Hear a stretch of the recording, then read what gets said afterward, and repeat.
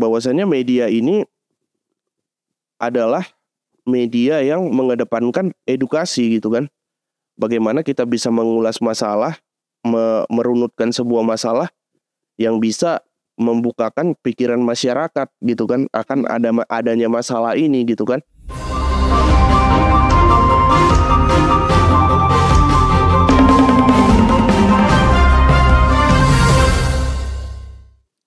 Halo, apa kabar? Baik. Ini kayak paduan suara ya, bilang baiknya ya. Gimana? Pak. Pekerjaan? Apakah kelar? Apakah belum? Amin aja. Podcast. Amin. Aman. Oke. Nah, ini kan kita ngobrol-ngobrol santai hari ini. Ini kan baru-baru kita ini ya, ulang tahun Parboa yang ketiga tahun.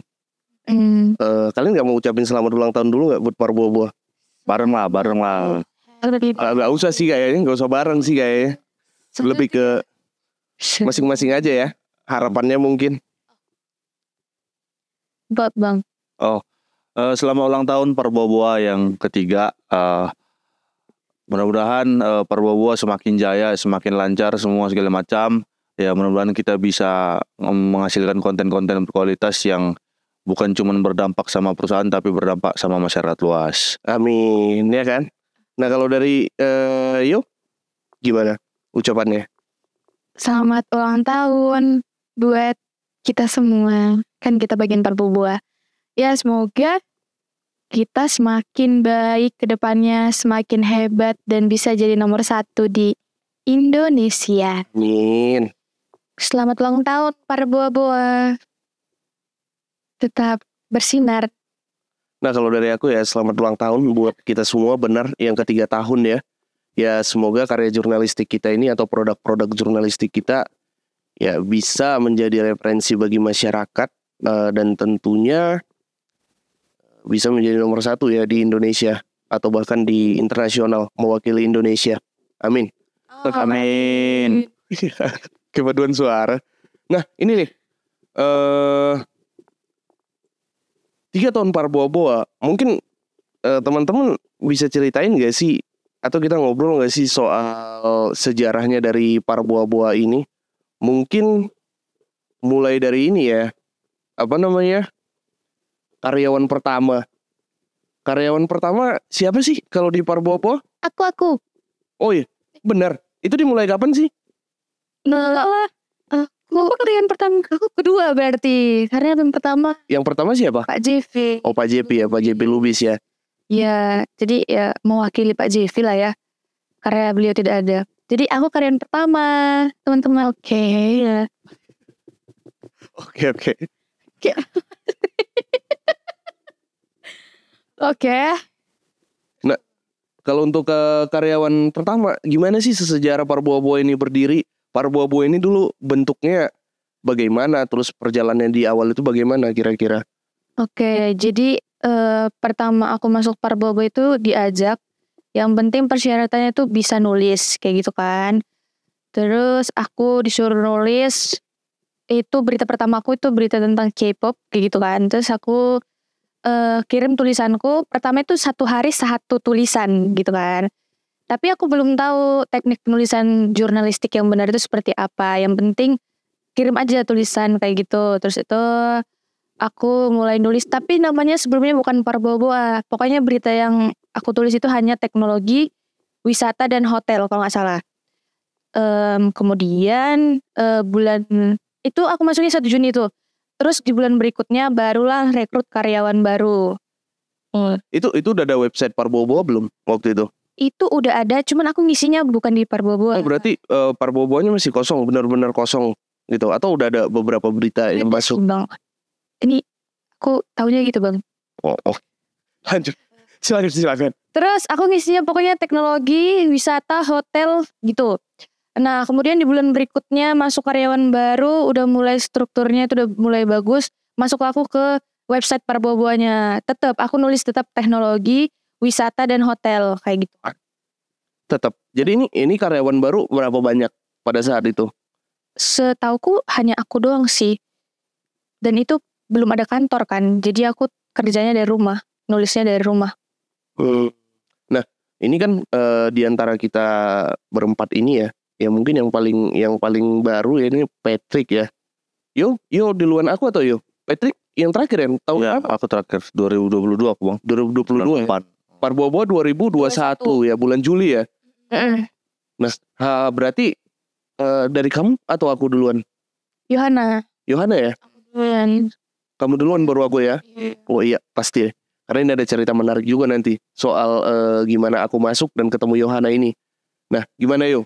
Kalau sejarah yang kamu tahu Parbobo mulai dari awal berdiri, pasti ketemu Novi dulu kan? Sebelum ini kan? Kalau aku sih itu aku rasa aku yang pertama ya Parbobo. Sebelumnya kan belum Parbobo kan. Belum Parbobo. Jadi aku tuh rekrutan pertama Parbobo sama ada satu cewek juga. Kita berdua tuh direkrut sama cowok. Nah, namanya Maraden. Nah, kita direkrut berdua jadi kita bertiga. Gitu. Kita pertama Bertiga sama Maraden ini. Iya, kita bertiga di Parbobo pertama kali. Kita yang pertama kali ngisi konten. Jadi kita itu bagi shift bertiga itu per orang 8 jam. Nah, jadi di situ kita bertiga duluan yang ngisi konten. Habis itu baru deh mulai datang lagi orang-orang. Nah, Parbobo di awal konten-konten kayak apa sih? Kalau pertama sih masih nyadur ya, karena kan kalau dari owner sendiri bilang ya kita sama-sama belajar gitu. Dia juga baru terjun ke dunia jurnalistik. Jadi benar-benar sama-sama belajar gitu. Berarti ini cuma permodalkan kode etik dan undang-undang pers saja pada saat itu terus nyadur ya. Belum ada liputan ke lapangan ya. Belum ada. Itu tulisan kategori apa sih? Semua kategori sih kayak kesehatan, berita politik, terus daerah. Iya daerah itu kan yang untuk Sumut doang. Terus apa lagi ya? Ekonomi.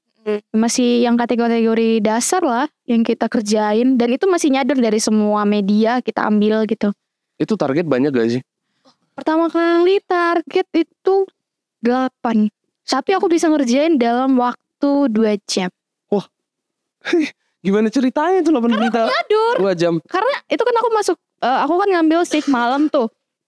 Itu masuk dari jam 12 malam sampai jam 8 pagi. Nah jadi aku tuh kerjanya ya udah aku kerjain cepet-cepet biar aku bisa tidur gitu. Karena kan aku tuh baru pertama kali begadang kan, pasti kan nggak bisa gitu kan. Jadi aku kerja dari jam 12 malam sampai jam 2 itu udah 8 tuh, udah aku post semua. Habis itu aku tidur. Nah dari jam 8 pagi aku pulang. Udah gitu aja. Luar biasa beliau ini ya. Bisa 8 berita dalam 2 jam itu gila sih ya. Ya cuma belum diajarin apa-apa juga waktu itu. Jadi kayak beritanya juga masih kacau kayaknya. Masih nyadur banget lah. Nah berarti masuk ke cerita aku ya soal sejarah Parbobo itu bagaimana? Atau masih ada? Udah. Sampai saat ini gak diceritakan? Nanti ngalir aja kayaknya. Oke, berarti aku ya cerita awal mula masuk Parbobo. Oke. Nah sejarah Parbobo ya sama seperti kawan-kawan ya. Aku masuk ke sini itu karena tahu dari temen ada penerimaan penulis. Pada saat itu aku tamat kuliah, belum kerja, dan akhirnya datang nih ke Parbobo. Nah di Parbobo itu unik sih kalau aku lihat gitu kan. Ini apa sih gitu kan. Aku pertama datang, media online, jurnalistik. Aku sama sekali belum tahu bagaimana bentuknya dunia jurnalistik pada saat itu. Cuma ya hobi aja baca berita gitu. Memang hobi baca berita, ngikutin kabar-kabar di Indonesia kan gitu. Nah tapi ini Parbobo, media Batak gitu kan. Nah mereka nulis konten seperti apa gitu. Nah akhirnya singkat cerita aku interview tuh ke kantor. Itu kalau gak salah di tanggal 9 bulan Maret 2022. Iya, kalau tidak salah 9 Maret 2022. Nah itu hujan deras. Dan nah ini unik ya, aku dijemput tuh. Aku berhenti di supermarket. Kan Parbobo dulu kantornya di Perumnas ya. Di Perumnas di jalan apa sih? Jalan Jeruk ya? Jeruk. Jalan Jeruk ya, di samping gereja GKPS Sion kalau nggak salah ya. Itu kan. Nah di depan itu ada supermarket tuh. Nah aku berhenti di situ karena hujan deras, benar-benar hujan, nggak tahu tempatnya. Nah ada yang jemput aku nih, 4 orang, bocil-bocil. Ya ini salah satunya kan gitu kan. Aku kira ini anak PKL ya. Masa bocil-bocil kerja di sini gitu kan. bocil-bocil nggak tahu ya. Aku mikirnya di situ mereka ini masih SMA mungkin kan gitu, belum tamat gitu kan. Nah akhirnya aku ke kantor interview dan sebagainya. Ini juga lucu sebenarnya. Selesai interview dibilang sama Pak JP Lubis kan, nanti aku kabarin kalau kamu lulus, kata dia kan. Oke, aku bilang gitu kan. Nah aku balik dari Perumnas ke rumah. Ini nyampe rumah, benar-benar nyampe rumah banget nih. Masuk telepon, udah bisa kerja nanti malam kan kacau kan gitu kan. Aduh, kok mendadak ya. Tapi senang juga kan gitu diterima kan gitu kan. Nah akhirnya aku mulai masuk. Waktu itu kan ada 3 shift ya, yang kayak Yohana itu. Aku masuk shift malam. Nah waktu itu aku dimentorin sama dia ini gitu. Nah aku pertama kali itu panggil dia ibu kan gitu kan. Aku gak kenal sama sekali kan gitu. Selamat malam Bu, saya Dimas baru masuk, mohon bimbingannya. Nah dia bilang tuh kayak apa ya, gak usah panggil ibu, aku masih muda katanya. Nah oke, aku panggil kakak. Oke kak, saya sudah di kantor. Ternyata waktu aku datang, lah ini bocil-bocil 4 kok di sini ya? Masa mereka magang gak balik? Ternyata memang ya mereka mentor aku gitu kan, karena memang udah duluan ya masuk ke Parboa gitu. Akhirnya ya jalan selama 1 bulan baru pindah kantor tuh. Nah dari pindah kantor Patrick kayaknya tuh ya. Tapi tahu nggak kenapa langsung diterima waktu itu? Kenapa tuh? Karena aku yang minta.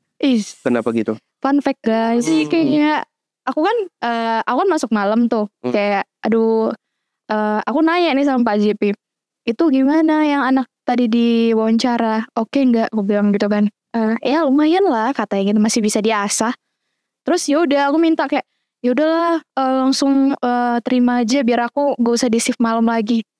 Dan untungnya disetujui. Ya udah akhirnya langsung ditelepon di saat itu juga. Wah berarti ini ya, apa ya? Ganti shift gitu. Apa namanya, giveaway berarti ini ya. Masuk ke Parboa ini giveaway sepertinya ya. Biar bisa gantiin dia. Karena kan apa ya, kayak capek loh masuk shift malam. Jadi kayaknya ini bisa nih, udahlah itu aja lah gitu. Tapi masuk shift malam gak capek? Kalau aku sih menurutku gak capek. Begadang. Ya emang begadang, tapi kan kita di siangnya tidur. Menurut aku lebih konsen itu kerja di jam segitu gak sih gitu. Jadi kayak kita bisa lebih full kerja dan dapat istirahatnya gitu. Kalau kita kerja di siang nih, ada makan siang, terus ada main gadget dan segala macam. Kalau malam tuh kan malas banget ya. Mau itu cepat-cepat gitu. Akhirnya kita fokus dan kelar cepat, jam 4 itu udah bisa tidur kan gitu kan. Nah, berangkat dari ceritaku tadi, mungkin ini udah masuk ke kantor baru ya. Dan setelah hampir 1 tahun aku di Parboa, baru Patrick masuk ya. Itu tanggal berapa? Ya, aku masuk itu di tanggal 1 di bulan 8 Agustus 2022. Itu udah memang posisi kantor itu. Aku memang sebelumnya udah tahu kantor Parboa itu pertama itu di Perumnas, tapi aku masuknya itu pas sudah di kantor baru gitu. Jadi kenapa nggak masuk waktu kantor lama? Kantor lama, jadi aku nanya sama ini kawan-kawan kita juga kan yang namanya Mikael Saragi gitu kan. Ada nggak lowongan di tempatmu gitu? Karena kan aku lihat kerjanya enak gitu kan, kayak cuman main laptop, nulis gitu kan. Terus gajinya berapa? 3 juta. Dia bilang itu, wih gede banget. Padahal aku udah kerja sana sini, proyek segala macam gitu kan. Gajinya nggak sebanding gitu. Aku tanya sama dia, tahu jawabannya apa? Jawabannya itu simple. Nggak ada lowongan untuk laki-laki. Semua di sini tuh perempuan. Wah, terus kau apa? Aku bilang perempuan dong. Nah, aku tanya, perempuan dong. Terus kau apa? Aku bilang gitu kan. Aku beda. Karena emang selalu berbeda. Karena aku ngisi konten bola katanya. Iya juga, dalam yang pikiran kan jarang ada perempuan yang bisa ngisi konten bola gitu kan. Iya. Tapi aku terus tanya dia kan gitu kan. Nah ternyata pas masuk di kantor yang baru itu, si owner yang marah sama dia gitu. Karena ternyata sebelumnya si owner udah nyampaikan sama dia, kalau ada teman-temanmu yang mau ngelamar ke sini, silakan diajak, kirim aja, kalau bila perlu kirim aja ke grup inimu, pemuda-pemudamu yang di gereja, katanya kayak gitu. Dan itu nggak dilakuin dia gitu. Dan alhasil pas ketemu sama si Mikael ini dan ketemu sama si owner, ini kau kenal nggak sama ini? Si ininya langsung tunduk-tunduk, si Mikaelnya. Kenal Pak. Terus kenapa nggak dari lama kau suruh dia masuk gitu kan? Dia menjadi nunduk gitu. Rasa bersalah. Iya, jadi ya udah, tapi apapun ceritanya kan tetap masuk juga gitu. Jadi pertama kali masuk nulis konten apa pada saat itu? Pertama kali masuk itu aku lebih concern di Parbobonya langsung, itu langsung ngisi konten otomotif. Otomotif ya. Jadi kebanyakan konten yang aku itu otomotif, ada beberapa juga teknologi sama jalan-jalan lah, traveling gitu. Tapi Itu di 2023 bulan berapa sih? Apa Bulan 8 Bang. bulan 8 ya, 2022 ya, tanggal 1 ya. Itu setelah 4 bulan ini ya, kita ganti kantor. Iya benar, Pindah kantor ke jalan gereja pada saat itu ya. Berarti ini juga ya, cukup lama juga ya. Kita ini ketemu kan. Ya, Iya. kalian ya yang paling dekat ya. beda sebulan doang. Cuma beda sebulan nih. Kalau ke aku berarti di bulan 3 dari 7 berapa, sekitar 7 sampai 8 bulan ya. Kan begitu.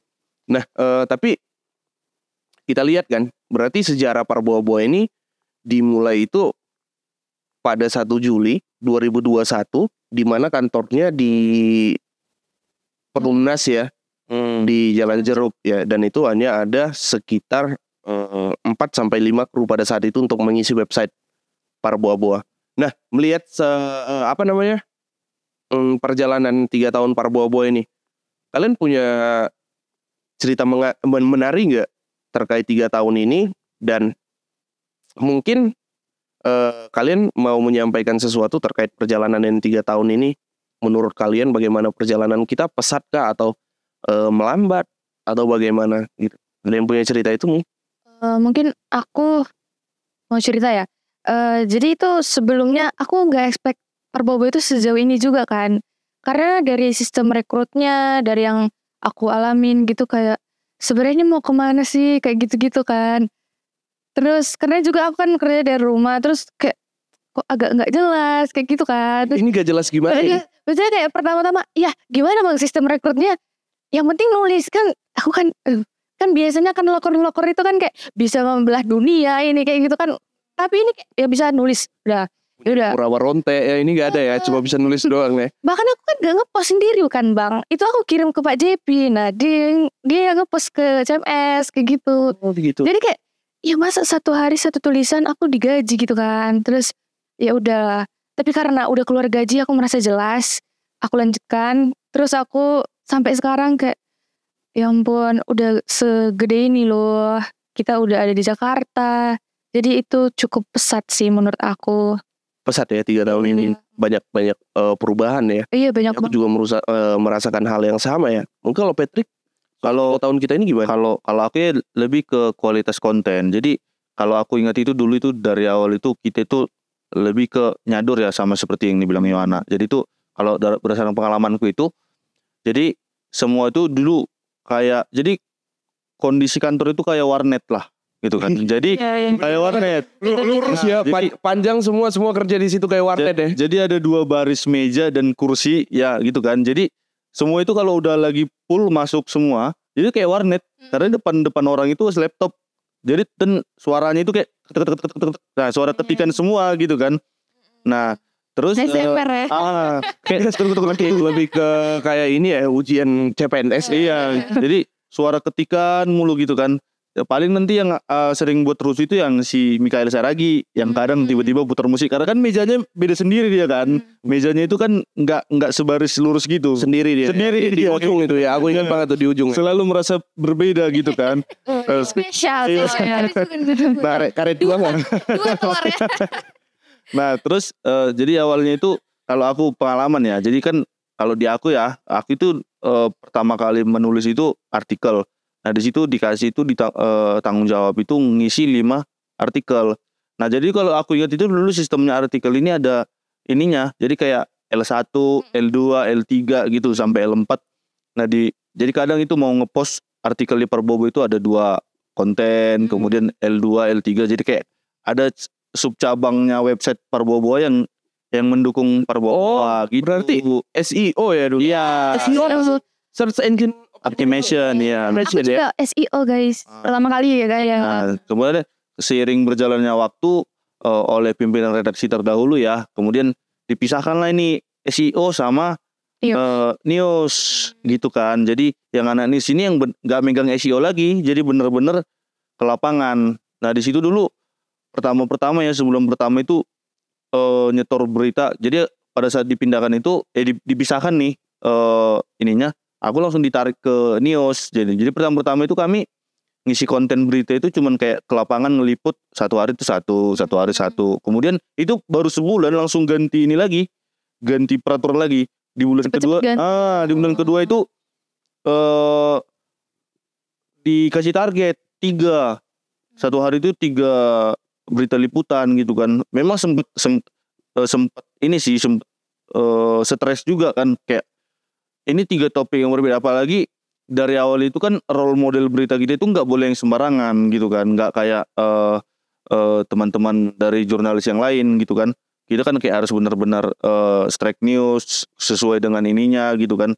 Kemudian cover both side. Jadi kadang sebagai jurnalis merasa stres juga. Terus bulan berikutnya ada lagi konsep baru, in-depth gitu. Nah tapi in-depth yang di awal itu kayak masih berantakan karena timnya belum jelas. Kemudian nggak berapa lama setelah Bang Dimas jadi ini pimpinan redaksi, barulah jelas ini in-depth-nya jalan satu-satu gitu kan, jelas. Kemudian sampai sekarang kembali lagi ke tim, tapi ini timnya tim yang sudah baku lah kita bilang, yang sudah ada pengalaman ini sebelum. Jadi kalau dari perkembangan ya menurutku ya pasti ada perkembangannya itu. Kalau dalam ini aku mau komentari itu dalam kualitas konten ada perbaikan, apalagi kita sekarang sudah didukung sama tim medsos yang benar-benar profesional pro ya semuanya. Jadi kayak konten yang kita sajikan di website tulisan berita itu terus kemudian dibalut lagi sama ini konten di media sosial,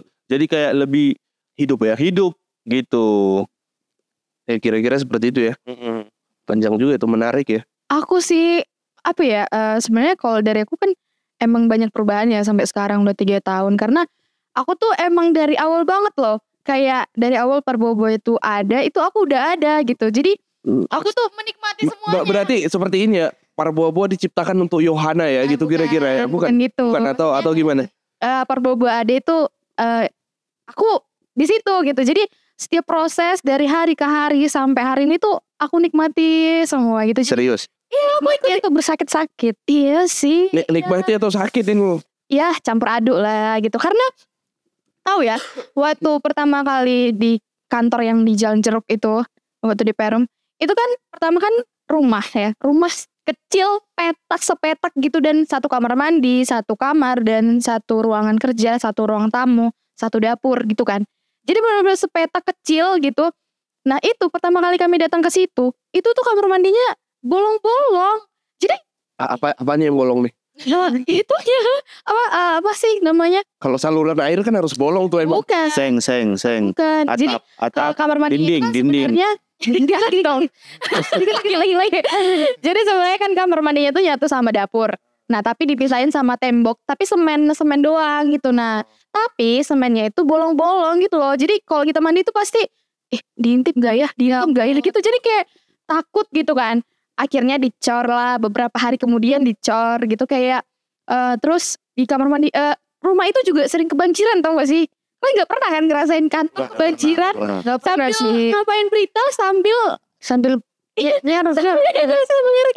jadi kayak kantor itu, tapi walaupun kayak gitu ya enak sih, sampai sekarang tuh berasa ya gitu, kayak perubahannya dari bener-bener dari yang kecil banget sampai akhirnya kita udah punya studio, udah punya kantornya. Iya siapa tahu mau lihat ini. Sini foto kantornya. Ya, foto kantor Google itu. Yang digadang-gadang Google ya, kantor Google. Ya kami juga sering apa kemarin tuh cabut-cabut rumput. Jadi kami ikut-ikut juga gotong royong sama lebih kayak kos-kosan ya kayaknya. Makanya ikut gotong royong sama warga di situ gitu, ikut juga gibah-gibah. Ini si Anu kayak gini loh. Masalahnya warga di situ tuh kayak akrab juga sama kita kan, datang-datang, oh ini ya Parboboa gitu. Jadi memang ya asik sih, dari dulu sampai sekarang itu terasa banget perubahannya gitu. Berarti 3 tahun itu memang pesat banget ya. Iya pesat. Ya aku sepakat sih sama kalian gitu kan. Karena memang kita yang berhasil bertahan sampai 3 tahun ini menurutku termasuk salah satu yang ajaib gitu. Kenapa ajaib gitu kan? Aku mulai dari awal kita itu mungkin sama ya. Bukan dari bidang jurnalistik, atau ada yang dari bidang jurnalistik sebelumnya? Gak ada ya kan? kan memang benar-benar kayak Patrick dari mana tuh? Pertanian. Pertanian. Kalau Novi? IT. Aku tamat SMA. Sama, kita semua tamat SMA juga gitu. Iya, itu lah. Iya. Tamat SMA kan nggak ada langsung dari SMP langsung pertanian kan nggak ada. Emang tamat SMA semua, kita tamat SMA semua. Benar. Nah, aku juga sama gitu. Konsenku dulu bahas kehutanan gitu kan. Nggak ngerti soal jurnalistik sama sekali. Cuma suka baca media aja gitu. Media-media berita, lihat informasi kan seputar Indonesia hari ini bagaimana gitu. Dan terus masuk ke Parboa-Boa. Cuma berpegang teguh kepada kode etik dan undang-undang pers ya. Kita coba berlatih menulis berita itu dimulai dari nyadur. Mulai dari nyadur, terus kita pindah ke kantor baru, kita baru meliput. Nah itu kita sama sekali belum ada mentor tuh pada saat itu. Yang mentoring kita itu cuma the one and only Pak Fritz sebagai owner. Iya. Memang beliau menurut aku sangat pemikirannya itu sangat terbuka banget gitu. Dia ajak kita diskusi gitu kan ya, sampai akhirnya kita nemu nih bahan-bahan bacaan atau bahan-bahan referensi sebelum kita lakukan praktek gitu. Nah itu menurut aku sangat keren sih pada saat itu. Kita asli otodidak ya, nggak ada diajarkan secara pelatihan, teori dan sebagainya, hanya bermodalkan diskusi pada saat itu. Hampir nyaris sekitar setengah tahun kita lakukan itu ya, nyadur. Nah baru masuk Pemret pada saat itu ya, ada Pemret kita. Di situ baru mulai ada pelatihan-pelatihan, terus ada yang ke lapangan seperti yang dibilang Patrick, dia dari SEO ke lapangan. Nah ini juga ada cerita menarik antara kami berdua ini pada saat itu. Pada saat itu kita yang notabene jurnalis baru terjun ke lapangan 1 bulan. Dan kita harus pindah lokasi pada saat itu di mana? Iya, di Simalungun. Simalungun ya. Kita harus pindah ke Simalungun. Kita gak kenal medannya seperti apa gitu kan. Topografi masyarakatnya seperti apa gitu. Ataupun pemerintahnya seperti apa. Kita ya mungkin ada tahu-tahu sedikit ya. Dia kan orang Simalungun juga. Orang Simalungun kan. Tapi kan aku pribadi aku tidak terlalu mengenal Simalungun pada saat itu. Nah kita terjun. Ya alhasil 1,5 bulan kita jalan di situ. Terbuka juga lah cabang di Simalungun ini kan. Buka ya sampai sekarang itu masih berjalan. Sampai di tahap aku tidak lagi menjadi reporter pada saat itu. Terus korlip itu loncatannya terlalu cepat menurutku gitu kan. Aku langsung jadi korlip. Di situ mereka ini yang ke lapangan ya, aku bantu mereka cari berita ya. Di situ kita mulai briefing terkait berita-berita kita apa yang mau tayang. Nah itu menurut aku cepat banget itu proses-prosesnya tuh, mulai dari nyadur turun ke lapangan. Terus sampai sekarang kita punya konten-konten yang menarik seperti in-depth ya. Kalau teman-teman tahu in-depth reporting ya, berita-berita mendalam yang kita sajikan. Begitu juga ada jejak. Jejak itu bahas soal sejarah. Nah dan yang paling penting adalah ya medsos kita sekarang warna-warni banget gitu kan. Itu aku sepakat tim kreatifnya itu keren banget gitu. Ya sampai kita duduk di sini bisa podcast tuh Parboa-Boa 3 tahun wah. Thank you. Gila hebat banget. Kalau menurut aku tepuk tangan dulu nggak sih untuk Parboa-Boa? Nah kalau cerita aku. Semangat dong Patrick. Mau pindah ke kreatif kah Mas? Oh jangan, ini Aset ya. Aset. Ini reporter andalan kita salah satunya. Asep. Ya. Oke. Wong Jawa gak manis. Sunda. Nah, oke. Itulah 3 tahun perjalanan kita yang menurutku penuh lika-liku sampai akhirnya punya biro di Jakarta ya. Biro Medan dan biro di Jakarta ya. Sampai sekarang juga kantor pusatnya masih di Pematang Siantar. Sekarang kantornya di Jalan Medan. Jalan Medan ya, atau jalan di Pematang Siantar, jalan lintas Sumatera itu ada namanya Jalan Medan. Nah gitu sih perjalanan kita. Nah berbicara. Jadi waktu kau di Simalungun ditinggal? Iya ditinggal. Jadi sendiri ya, jadi sempat itu ada berapa lama itu aku sendiri, dan bukan berapa lama sih, sampai ada anak kelas Parboa yang enggak bukan anak kelas sih.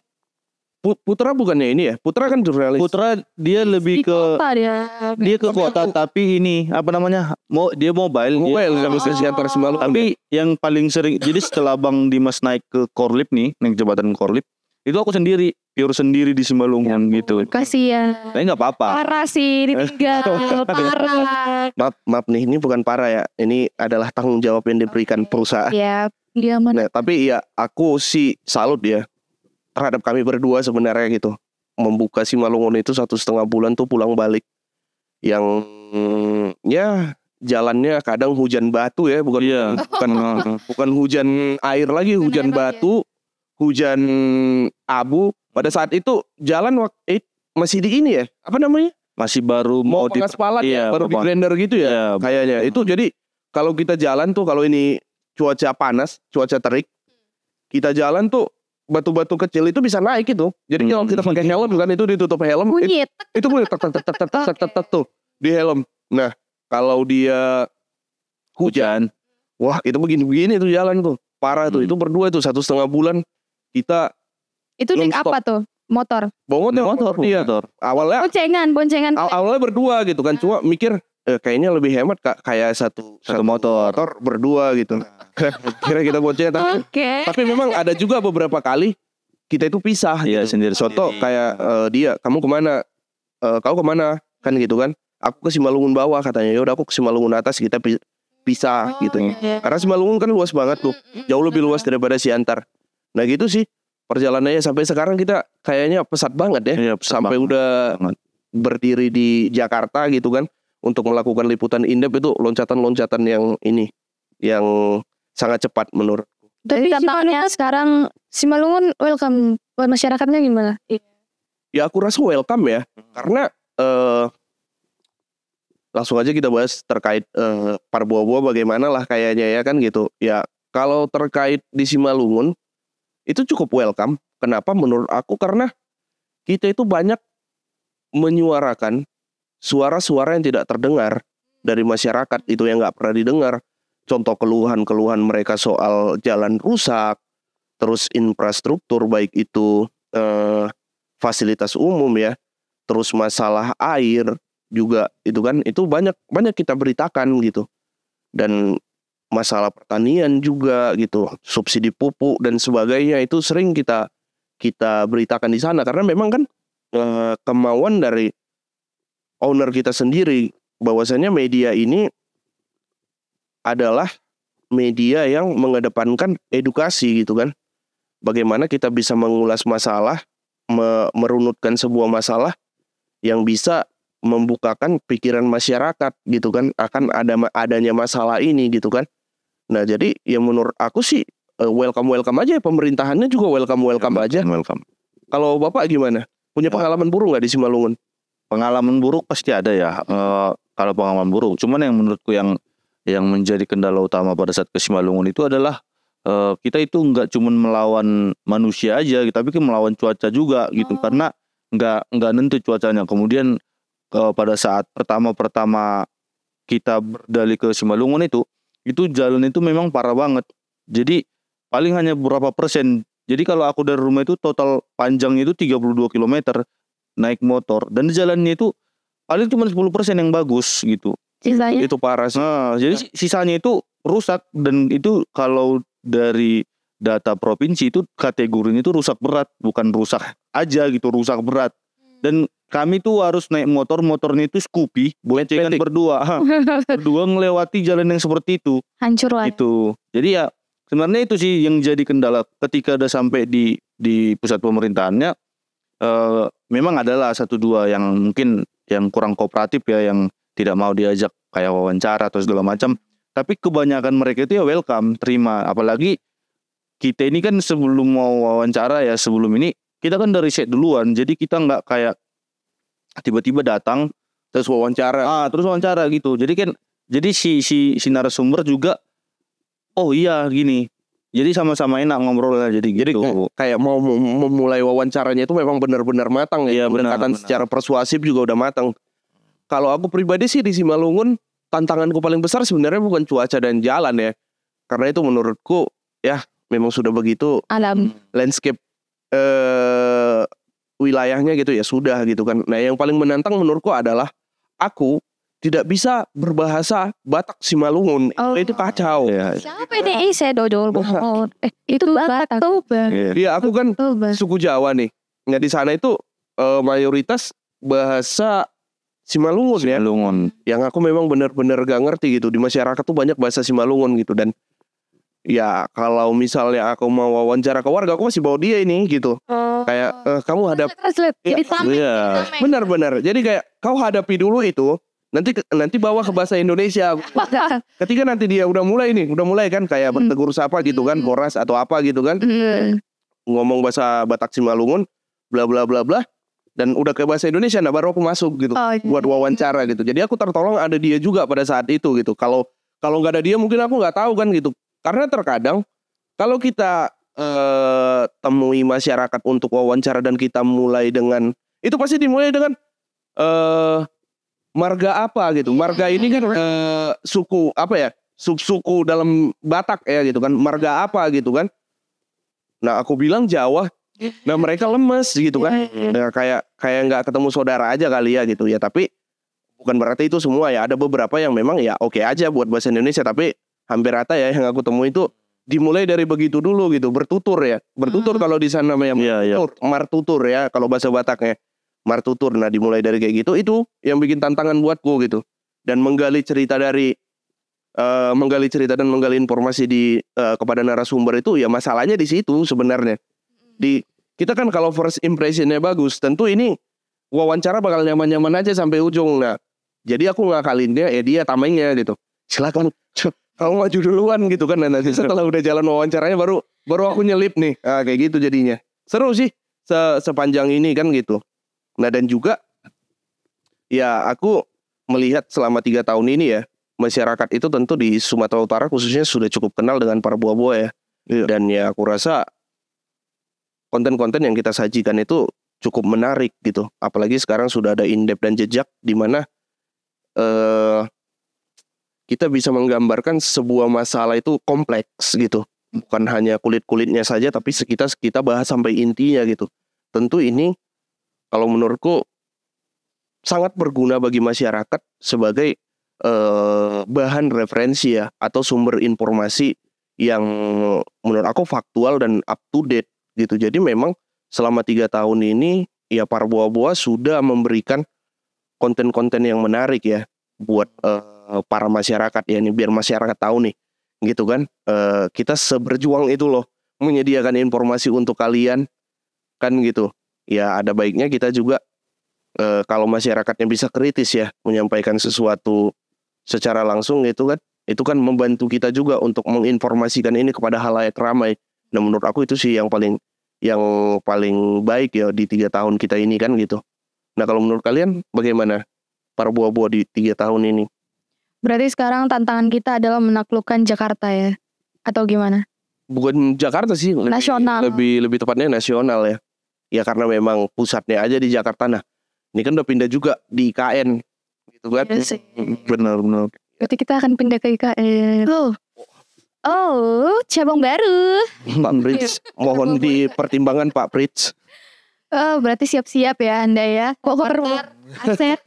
Siap-siap. Dia pada kantor baru pindah. Oh, iya. Ya tapi enggak sih, kayaknya kita bakal tetap di Jakarta. Tapi memang kalau misalnya kita punya agenda ke IKN ya, mungkin kita bisa terbang untuk beberapa minggu atau beberapa bulan. Mohon yang mau mengundang kita ke IKN undang sekarang. Karena besok nggak bisa. Iya, aku join.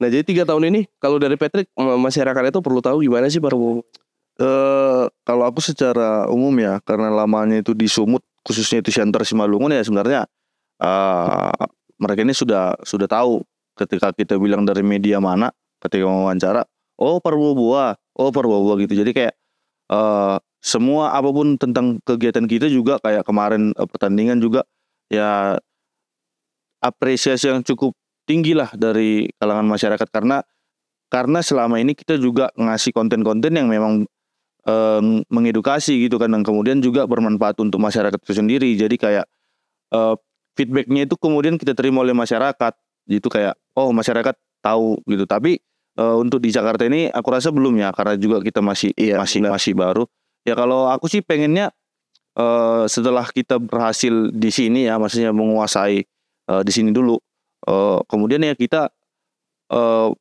harus bagi lagi konsentrasinya, jangan cuman kayak di Sumut dan di Jakarta, harus ada lagi di daerah-daerah lain yang ya kalau bisa lebih banyak gitu. Jadi kemudian sumber informasi dan informasi yang kita berikan kembali. Jadi feedbacknya itu dapat. Jadi nggak cuman terkonsentrasi orang Jakarta kemudian Sumatera Utara yang ingin berita kita. Jadi semua ini. Iya sih. Semua kalangan. Iya. Memang untuk nasional kita ada gitu. Jadi ya tim kita itu bisa terbang ke Sulawesi, bisa terbang ke Papua bahkan gitu kan, atau ke Bali, ke ujung Sumatera, atau ke ujung Jawa gitu. Kemana aja kita itu bisa terbang sebenarnya untuk mengisi konten itu. Ya, nah aku sepakat gitu. Ya kita memang ya ingin mewarnai masyarakat secara nasional dengan konten-konten kita sebenarnya. Karena ya aku berharap juga, nah konten-konten kita itu bisa dijadikan sumber informasi yang faktual gitu. Dan apa ya, bisa membuat masyarakat itu tercerahkan gitu. Oh ternyata ini ada sebuah masalah. Oh masalahnya seperti ini dan harusnya seperti ini gitu. Itu kan sangat bagus ya untuk memancing masyarakat lebih bisa berpikir kritis gitu. Nah kalau misalnya masyarakat itu bisa berpikir kritis, tentu negara ini pasti bakal berubah menjadi lebih maju gitu. Nah tujuan kita memang sebenarnya itu terus yang ditekankan owner untuk media Parboa-Boa ya, karena dia mau ya konten kita itu seperti itu gitu. Dan bahkan sampai sekarang yang aku paling salut nih, kita itu belum bermitra dengan siapapun, tidak ada pakai iklan gitu, tidak ada kerjasama dengan siapapun gitu. Pure memang kita itu dimodali dari owner kan gitu. Itu sih salut sih sampai Parboa-Boa sebesar ini. Makanya ya aku berharap selain masyarakat bisa mengenal Parboa-Boa juga dengan baik, menikmati konten Parboa-Boa dengan senang hati gitu ya. Aku berharap juga ya kru dari Parboa-Boa sendiri itu bisa lebih menghasilkan karya-karya yang berkualitas. Jujur sampai saat ini menurut aku karya-karya kita belum sesuai dengan apa yang kita inginkan ya, belum sampai di level tertinggi gitu. Tapi percayalah ya, kita terus belajar dan belajar ya. Bahkan sampai hari ini kita pegang mic ini ya, ini masih belajar nih pegang mic Iya, ini. benar. Kan gitu kan ya, kita terus belajar gitu. Nggak berhenti belajar sih di Parboa-Boa ini ya. Kalau kalian berdua gimana nih cewek-cewek? Ya yang pastinya harapan yang pertama itu owner sehat-sehat selalu ya. Iya. Modal ya. Tapi kalau owner tetap sehat, harusnya konten-konten kita itu bisa lebih berkualitas. Pasti dia bakal berumur panjang. Iya. Itu aja sih sebenarnya. Berarti kembali ke kita lagi lah ya. Kita lagi gitu. Lebih baik lagi sih. Kalau aku konten-konten Parboa itu yang harus orang-orang tahu itu, kita ngajak masyarakat untuk berpikir ya kritis, terus untuk melihatnya itu dari dua arah gitu loh. Jadi kalau aku jujur, aku dulu nggak suka baca berita. Aku nggak suka berita-beritanya tuh karena kayak ada beberapa yang nggak aku pahami gitu kan.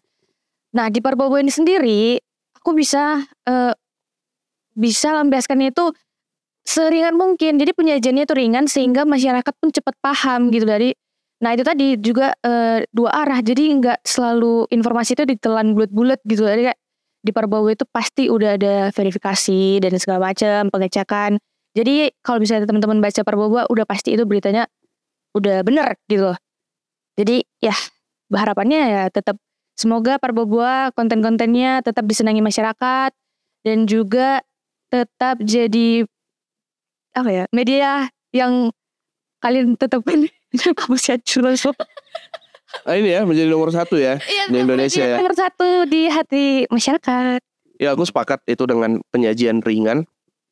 Itu memang salah satu misi kita juga. Semua umur bisa menikmati konten-konten kita ya. Iya. Kan gitu. Nah untuk satu konten yang tayang juga kita sudah melewati banyak tahapan-tahapan, mulai dari perencanaan, transkrip, terus masuk ke redaktur, diolah menjadi tulisan yang bagus. Nah itu nanti sebelum tayang itu ada pengecekan lagi sampai memang benar-benar tayang. Jadi memang ya berita yang kita hasilkan ya insya Allah sampai sekarang ya terverifikasi dengan baik gitu. Tidak ada yang sepihak atau tidak sesuai dengan kode etik dan undang-undang pers. Ya sebisa mungkin ya kita inilah berjuang terus untuk mencapai kualitas dari tulisan kita yang jadi lebih baik gitu kan. Ya ini tugas berat buat kita, buat kru-kru kita semua di Parboa. Ya aku harap ketika mereka melihat obrolan kita ini atau mendengar obrolan kita ini ya semangat mereka terpacu lebih semangat lagi untuk menghasilkan produk-produk jurnalistik yang lebih baik ke depannya. Nah, closing statement Bapak kita yang terhormat. Oke.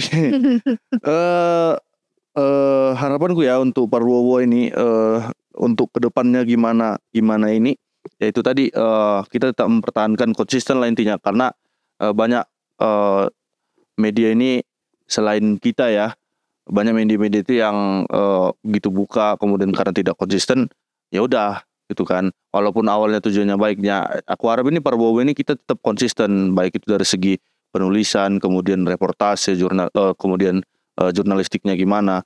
Jadi konsisten terus sambil mengupgrade diri gitu. Jadi jangan cuma stuck berdiam. Oh, aku merasa puas dengan tulisan, nggak boleh kayak gitu. Jadi kayak hari ini tulisan yang aku buat, aku ada koreksi. Nah, kedepannya aku harus bisa lebih baik lagi gitu. Jadi mau itu jurnalis, mau itu bagian medsos, mau itu editor office gitu kan, semuanya itu kayak kita ini harus ngupgrade diri gitu. Biar karena gini, kalau Parbowo-nya besar, pasti kita juga ikut besar. Iya, benar. Oke. Itu aja ya. Ya, semoga lah Parbowo bisa jaya terus, berkembang terus, maju terus. Amin. Amin. Happy birthday Pak Yuk, Bobo. kerja lagi. Udah guys.